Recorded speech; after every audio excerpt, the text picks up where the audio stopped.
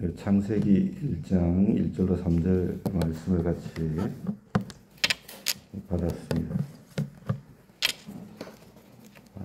태초에 하나님이 이와 같은 제목으로 하나님 말씀 증거하도록 하겠습니다.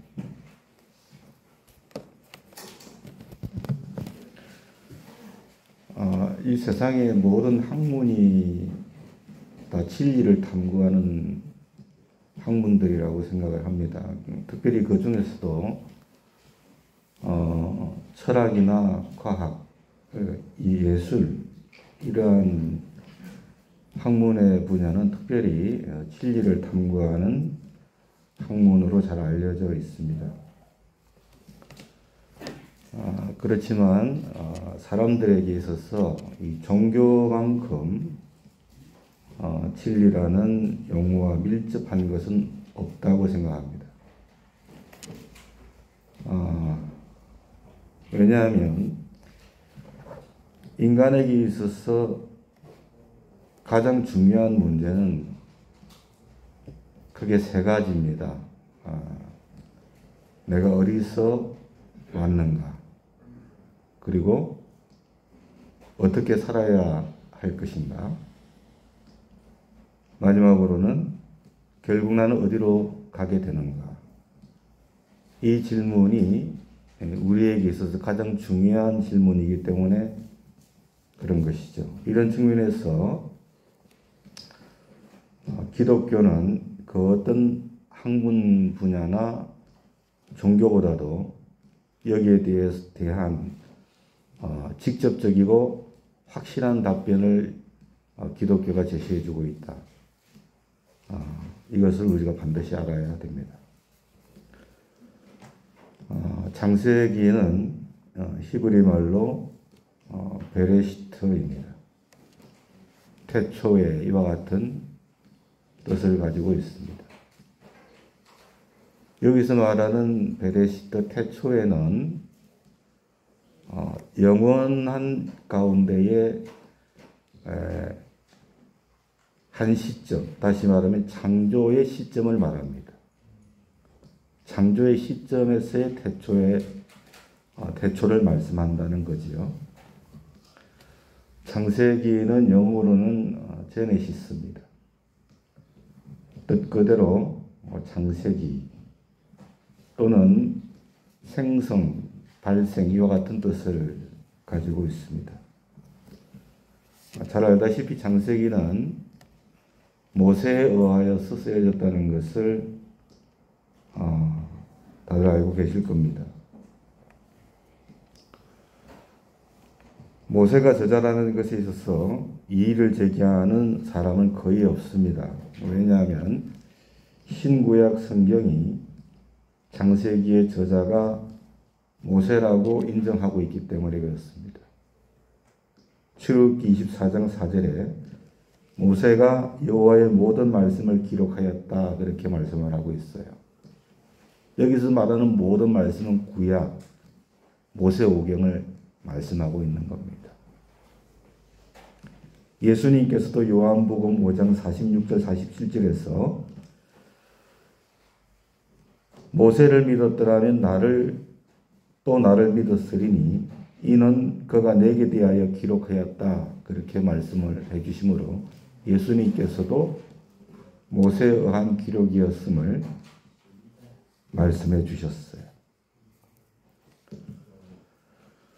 모세가 하나님께 받아서 창세기를 기록한 연대는 주님이 오시기 전에 1440년부터 1400년대까지로 말할 수 있습니다. 왜냐하면 모세오경 전체가 모세에 의해서 하나님께서 기록하셨는데 모세에 의해서 기록되었기 때문에 이스라엘 백성들과 출애굽한 이후에 그가 느보산에서 하나님의 부르심을 받아서 죽기 이전까지 신명기 34장 1절로 8절 말씀에 나오죠. 그 시기에 기록되어졌기 때문에 그렇다라고 하는 겁니다. 창세기가 기록되어진 목적, 하나님께서 창세기를 이스라엘 백성들에게 그리고 우리들에게 주신 이유가 뭔가 크게 세 가지로 말씀을 드릴 수 있는데, 첫 번째는 여호와 하나님 한 분만이 인간이 섬길 유일하신 전능한 창조주 하나님이시다. 이것을 가르쳐 주기 위해서 기록되어졌습니다. 두 번째는 인간이 왜 타락했는가, 왜 인간에게 구원이 필요한가, 그것을 강조하고, 여자의 후손 창세기 3장 15절 곧 예수 그리스도를 통해서 하나님의 인간 구원의 계획을 보여주시기 위해서 기록되어진 겁니다. 마지막으로 한 가지는 창세기는 한 가문을 말합니다. 아브라함의 가문이지요. 아브라함과 그의 아들 이삭, 또 그의 아들 야곱의 일대기를 통해서 하나님께서 인간에 대한 관심이 어떠하신가, 그것을 보여주시고, 선민 이스라엘 백성들을 통해서 하나님의 나라를 어떻게 세워가시는가, 그 섭리에 대하여 말씀해 주시기 위하여서 기록되어진 것이 창세기 말씀인 것입니다. 저도 하나님을 알기 전까지 그랬지만 대부분의 사람들이 인생에 있어서 가장 중요한 문제, 내가 어디서 왔고 어떻게 살아야 하고 결국 어디로 가는가에 대해서는 별로 관심이 없는 것 같습니다. 그저 무엇을 먹고 마시며 살 것인가, 요즘 들어서는 어떻게 하면 건강하게 오래 살 것인가, 그것에 대해 관심이 많은 것 같습니다. 만약 그렇다면 사람과 동물이 뭐가 다를까 생각해 봤습니다. 만약에 그렇다면 동물이나 사람이나 별반 다를 것이 없다는 결론이 나왔습니다. 저는 어쩌면 이러한 현상은 타락한 인간의 본성 때문이 아닐까 생각합니다. 타락한 인간의 본성, 정욕 때문이 아닐까. 정욕의 눈이 가려지니까 경이롭고 신비롭고 위대하기까지 한 천지와 만물을 보면서도 무감각해져서 그것들을 존재케 한 근원이 무엇인가, 왜 존재하고 있는가, 결국은 어떻게 될 것인가에 대해서 생각하지도 못하고 있고 생각하려고도 하지 않으려 한다는 것입니다. 한편으로는 태어나면서부터 보아온 것들이기 때문에, 그러한 천지와 만물들이기 때문에 너무나 익숙해져 가지고 존재하는 것들을 너무나 당연하게 생각하기 때문이 아닌가, 그렇게 생각합니다. 그래서 하나님께서 이스라엘 백성들에게, 더 넓게는 온 인류에게 모세를 통해서 창세기 말씀을 주신 가장 중요한 이유가, 첫 번째 말씀드린 것이 여호와 하나님, 그 한 분만이 전능하신 창조주 하나님이시기 때문에 너희들이 우리가 섬길 유일한 분이라는 것을 가르쳐 주시기 위해서 창세기 말씀을 주셨다라고 하는 것입니다. 이 말씀을 역으로 말씀드리면 출애굽한 이스라엘 백성들, 하나님의 놀라운 구원의 역사를 경험하고 체험한 그들이었지만, 그들이 약속의 땅인 가나안 땅에서 생활하는 가운데에 그러한 전능하신 하나님의 은혜를 잊어버리고 하나님을 떠나 살 것을 염두에 두셨기 때문이라고 하는 것입니다. 그만큼 타락한 인간의 본성은 악하기 때문에 주님께서는 그것을 아시고 계셨다라고 하는 것입니다. 그래서 창세기 1장 1절에서 그들에게 창조주 하나님이 계신다, 그 사실을 잊지 말아야 되고 부정하지도 말아야 된다. 마치 엄마가 갓난 아이에게 내가 너를 낳아준 엄마라는 사실을 알려주기 위해서, 또는 너무나 자녀를 사랑해서 사랑스러워서 엄마라고 가르쳐주는 것 같이 태초에 하나님이 천지를 창조하시니라 선포하심으로 창세기를 시작하고 있는 줄로 믿습니다. 사랑하는 여러분, 꽃은 자신의 존재를 알리기 위하여 향기를 냅니다. 동물도 자신의 존재를 알리기 위해서 울음소리를 내지요. 사람도 자신의 존재를 나타내고자 목소리를 높입니다. 외모를 가꾸고 멋을 부립니다. 우리 교회는 그런 분들이 없지만 여러분, 교회 올 때 외모를 너무 가꾸려고 하지 마세요. 우리가 하나님 앞에 돋보이려고 해서는 안 됩니다. 하나님을 높여드려야 할 곳이 교회인 줄로, 예배당인 줄로 믿습니다. 아멘. 하나님께서 얼마나 예쁘게 꾸미고 나왔나 그것에 관심 가지겠습니까? 신령과 진정으로 예배하는 자를 찾으실 줄로 믿습니다. 사람들은 자기 존재를 나타내고자 외모를 가꾸고 멋을 부리기가 또 하고, 어떤 사람들은 바위 위에다가 자기 이름도 새깁니다. 자기를 나타내려고 하는 것입니다. 자기를 알아달라는 것입니다. 이처럼 하나님께서도 타락한 인간의 본성을 가진 사람들에게 하나님의 존재를 알게 하시고자 하십니다. 이것은 동물들이나 식물들, 사람과는 달리 하나님의 존재를 우리에게 알리고자 하시는 하나님의 뜻은 하나님이 우리를 사랑하시기 때문에 그런 것입니다. 그리고 그 방법으로 친히 창조하신 천지와 만물을 사용하신다는 것입니다. 하나님께서는 친히 창조하신 천지와 만물을 사람들이 보고 전능하신 하나님을 알게 되기를 원하십니다. 그러므로 이것이 타락한 이후에 인생들에게는 하나님께서 천지와 만물을 창조하신 이유가 여기에 해당한다는 것입니다. 창세기 3장에서 인간이 타락한 이후에는 하나님을 떠나버렸습니다. 그래서 하나님께서는 하나님이 창조하신 천지와 만물을 보고서 그들로 하여금 하나님을 알게끔 하시기를 원하신다는 것이지요. 저는 향기를 맡고 꽃의 존재를 알 수 있다고 생각합니다. 앞이 보이지 않아도 향기를 맡으면 꽃을 알 수 있고, 앞이 보이지 않아도 울음소리를 들으면 동물의 존재를 알 수 있고, 그렇듯이 특별히 믿지 않는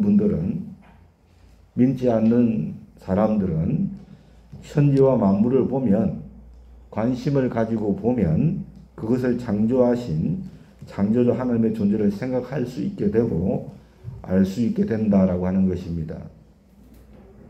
그래서 로마서 기자는 로마서 1장 19절로 20절 말씀에 이는 하나님을 알만한 것이 그들 속에 보임이라 그랬습니다. 하나님을 알만한 것이 그들 속에 보인다. 하나님께서 이를 그들에게 보여주셨다 그랬습니다. 하나님을 알만한 것을 이미 보여주셨다. 뭐라고 했습니까? 창세로부터 그의 보이지 않은 것들. 하나님은 오늘 2절에 영이십니다. 그 의미 중에 하나가 영이신 하나님은 우리 눈에는 보이지 않지요. 그의 보이지 아니하는 것들, 곧 그의 영원하신 능력과 신성이, 따라합시다. 그가 만드신 만물에 분명히 보여 알려졌나니. 하나님께서 만드신 천지와 만물에 하나님의 그 놀라운 살아계심이, 실존하심이 드러나 있다라고 하는 것입니다. 그러므로 그들이 핑계하지 못할 것이다. 하나님의 존재를 알지 못했다. 핑계하지 못할 것이다. 그렇게 말씀해 주고 있는 것입니다. 또한 믿는 우리들 가운데서도 가끔은 하나님이 정말 계신가? 어떨 때는 하나님이 계신 것 같고 어떨 때는 하나님이 계시지 않는 것 같고 하나님이 계시지 않는 것 같이 느껴질 때도 있지요. 하나님의 실존에 대한 의심이 생길 때도 있습니다. 그럴 때 여러분 천지와 만물을 깊이 묵상해 보시길 바랍니다.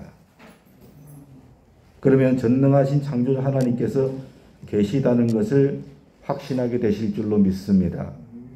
왜냐하면 전능하신 하나님 외에는 이런 창조의 역사를 그 누구도 이룰 수 없다는 결론에 이르게 될 수밖에 없기 때문인 줄로 믿습니다.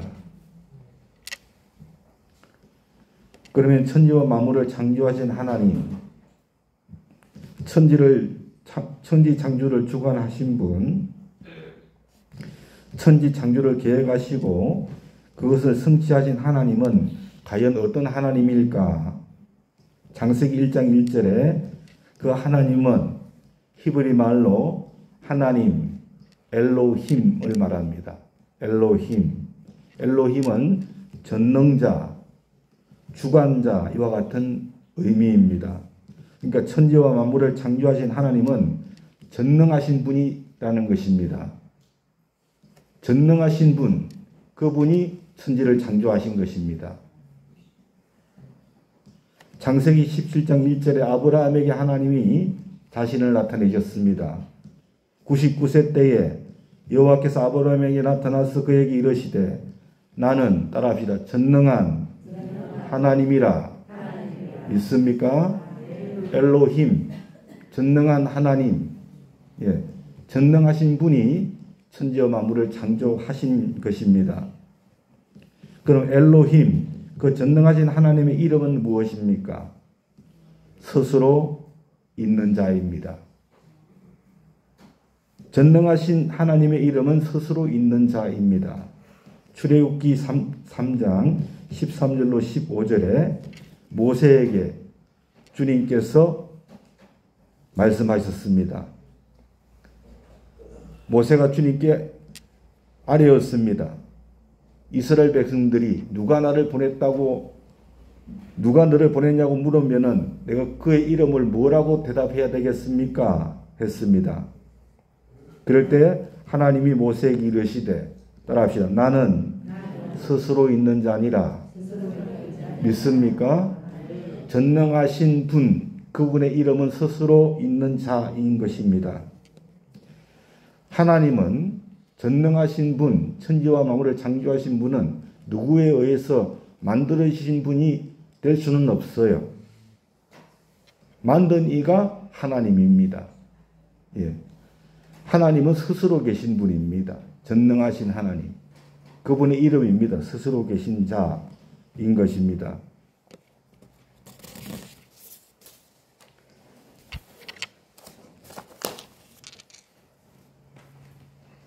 곧 아브라함의 하나님, 이삭의 하나님, 야곱의 하나님께서 나를 너에게 보내셨다 하라. 이는 나의 영원한 이름이다 그랬습니다.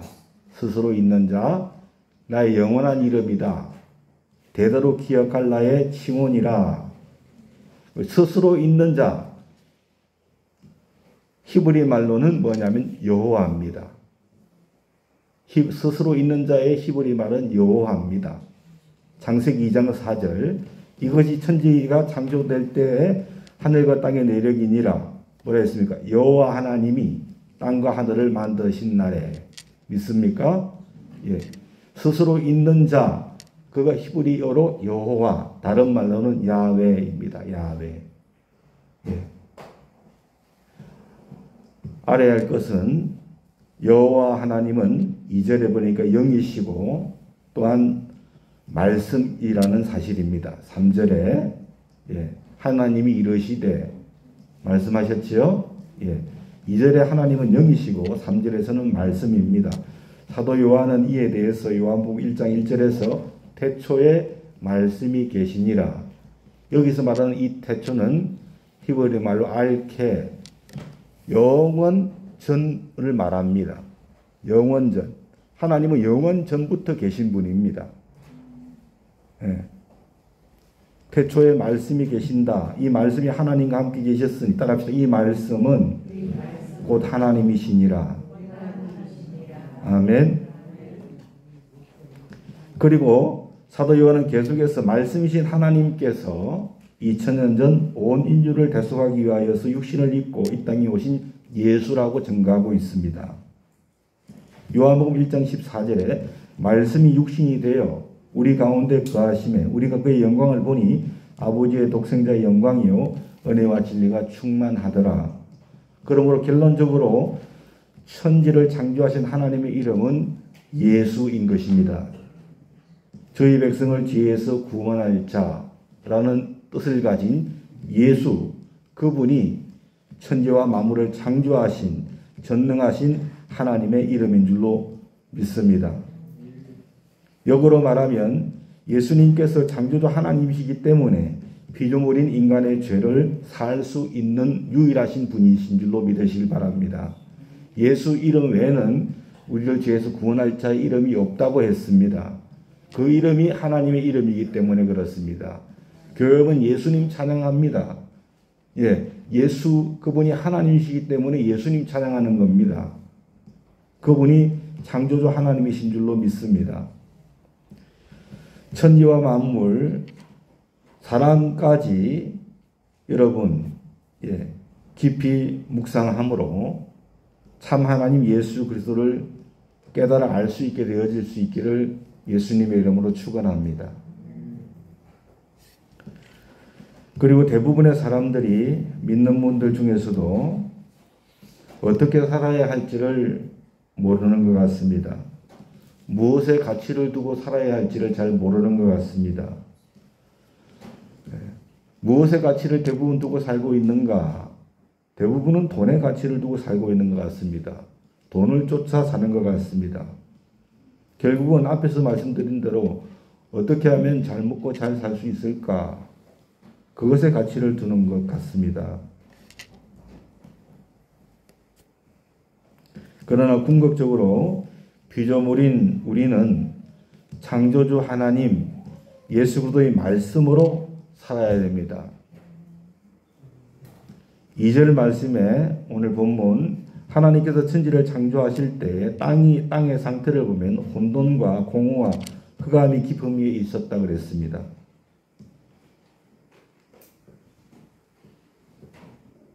3절에 보니까 그러한 상황 가운데서 하나님이 이르시되 빛이 있으라 하시니 빛이 있었다. 그렇게 말씀을 하고 있음을 우리가 보게 됩니다. 여러분 땅이 혼돈과 공허했다고 합니다. 이 말은 신학자들에 의하면 땅이 황폐해서 생물이 살아갈 만한 조건이 전혀 되지 않은 그런 무질서한 상태를 말한다. 흑암이라고 하는 것은 바로 고정되고 완벽한 형태의 물질이라고는 아무것도 없고 다만 용해된 화산의 마그마처럼 불완전한 상태를 의미한다라고 신학자들은 번역하고 있습니다. 저는 여러분 이렇게 혼돈과 공허하고 흑암과 같은 것이 우리의 인생이 아닌가 그런 생각을 합니다. 중요한 것은 이런 무질서 속에서 3절부터 창세기 1장 3절부터 33절까지를 보면 천지 창조의 과정 속에서 하나님의 말씀으로 새로운 질서가 확립되었다라고 하는 것입니다. 3절부터 33절까지 이르시되 있어라 하라 혼돈과 공허와 흑암 가운데 있었던 그러한 세계 가운데 주님께서 새로운 질서를 확립하신 줄로 믿습니다. 사도 요한도 요한복음 1장 3절에서 말씀으로 되어지지 아니한 것이 이 세상에는 아무것도 없다 그랬습니다. 하나님께서 말씀으로 이 세상을 창조하신 것입니다. 그리고 중요한 것은 이로보건대 이 말씀은 정치되어 있는 것이 아니라 행동의 능력과 성취를 가능케 하는 역동적인 것임을 우리가 알 수가 있는 것입니다. 그래서 여러분 기독교는 말씀의 종교인 것입니다. 하나님 곧 그분은 말씀이십니다. 요한복음 1장 1절에 말씀이 육신이 되어 이 땅에 오신 분이 예수님이십니다. 이 말씀이 구원을 완성하셨고 지금도 하나님은 말씀을 통해서 죄인들을 하나님의 자녀로 삼으시고 그들 가운데 평안을 주시는 줄로 믿습니다. 그러므로 우리는 어떻게 살아야 합니까? 우리는 말씀을 따라 살아야 합니다. 말씀을 따라 사는 자들이 복이 있는 줄로 믿습니다. 시편 1편에 주님께서 분명히 말씀하셨습니다. 말씀을 따르는 자들이 복이 있다고. 사랑하는 여러분, 또한 주님께서는 다시 오실 때 말씀에 근거해서 모든 인류를 심판하시겠다고 말씀하셨어요. 요한복음 12장 48절에 나를 버리고 내 말을 받지 아니한 자를 심판하는 이가 있다 그랬어요. 말씀을 따라 살지 아니하면 예수 안에 있다 한들 심판을 면할 수 없습니다. 왜? 말씀을 받지 아니하는 자들을 주님이 심판하시러 오시니까. 곧 내가 한 그 말이 마지막 날에 그들을 심판할 것이다. 그렇게 말씀해 주셨습니다. 우리 눈에 보이는 것이 어떠하든 귀에 들리는 것이 어떠하든 간에 우리는 말씀대로 살아야 됩니다. 말씀을 붙잡고 우리는 살아갈 때 승리할 수 있는 것입니다. 주님께서는 우리가 떡으로만 살 것이 아니고 하나님의 입에서 나오는 모든 말씀으로 산다 그랬어요.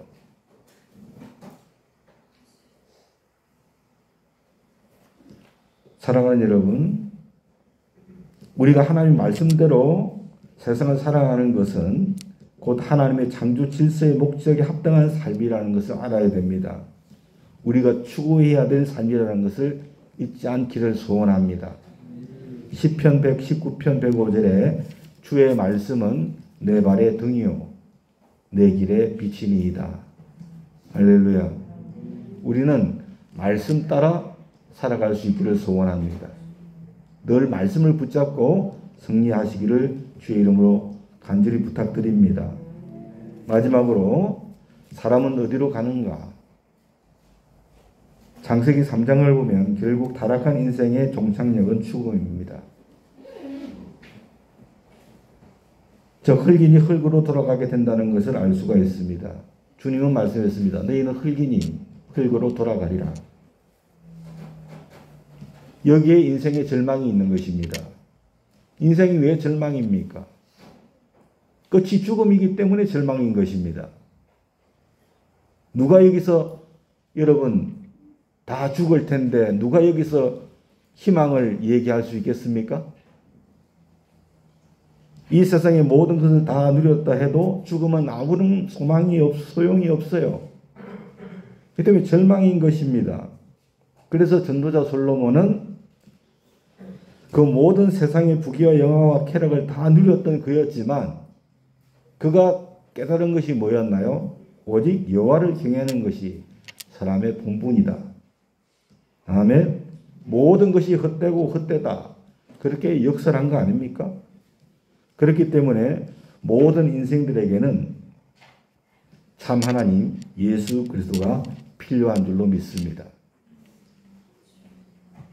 요한복음 11장 25절 26절에 예수께서 이르시되 따라합시다. 나는 부활이요 생명이니 나를 믿는 자는 죽어도 살겠고 무릇 살아서 나를 믿는 자는 영원히 죽지 아니하리니 이것을 내가 믿느냐. 예수께서 소망이신 줄 믿습니다. 예수님이 부활입니다. 예수님이 생명입니다. 믿는 자는 죽어도 삽니다. 살아서 믿는 자는 휴거되는 것입니다. 우리는 말씀 붙잡고 사는 삶이어야 될 줄로 믿으시길 바랍니다. 예수께서 소망이신 것이지요. 이와 같은 구원의 놀라운 역사를 2000년 전 예수님께서 갈보리 십자가에서 이루신 줄로 믿으시길 바랍니다.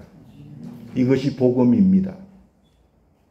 고린도전서 15장 1절로 4절에 형제들아 내가 너희에게 전한 복음을 너희에게 알게 하노니 복음은 기쁜 소식입니다.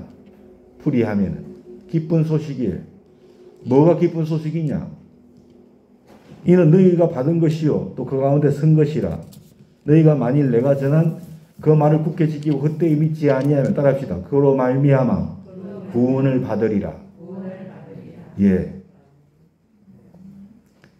내용이 뭡니까? 내가 받은 것을 먼저 너에게 전하였노니 이는 성경대로 그리스도께서 예수님이 우리를 위하여 죽으셨다. 그리고 장사되셨다가 성경대로 사흘 만에 다시 살아나셨다. 아멘. 이것을 믿는 자는 구원을 얻으리라. 할렐루야. 여러분, 인생의 끝은 죽음입니다. 죄의 결과입니다. 2000년 전에 예수님께서 우리의 죄의 문제를 갈보리 십자가에서 다 해결하셨어요. 이 복음을 굳게 믿고 거듭나시기 바랍니다. 회개하고 침례받고 성령으로 할렐루야 하나님의 자녀로 주님께서 인쳐주실 줄 믿으시기 바랍니다.